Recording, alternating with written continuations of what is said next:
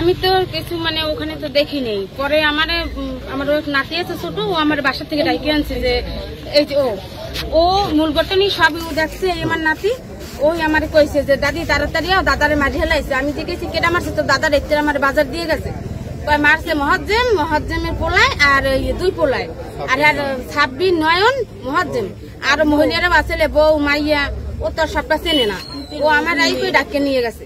আমি দৌড় দিছি এই বাজারের ভিতরে দৌড়ি আমি আই দেখছি হেরে অটোতে বসছে, নাক মুখ ফাটা ফাটা মানে একলে ইট দিয়ে যেমন টাক দিছে একলে এই হইতে পর্যন্ত ফাটা দাঁত ছাপেন দিয়া লইরে গেছে। মানে ববিস্তার মনে থাকতে না দাঁত পড়ে এই ভিডিও গুলো তো আপনারা দেখছেন। এই বিচার আমার করবেন না। আমার একটু বলে আমার কামাই নদী খাওয়ার মানুষ নাই, আমার কেমনি সংসার নেই, আমার গাড়াই যেতে যদি খাদ্য খাই। আমি এই কটা দিয়েছি, আমি কি পরিস্থিতিতে আমি আছি আমি নিজেই জানি না। কি পরিস্থিতিতে আমি হাসপাতালে দৌড়ে আমি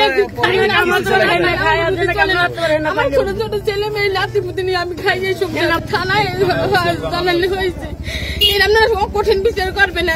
তো লেবার এইরকম তোমার মারা উচিত হয় না। কোন আমার খাওয়ান চলে না, আমার কিছু চলে না, আমার সংসারে কিভাবে চলতে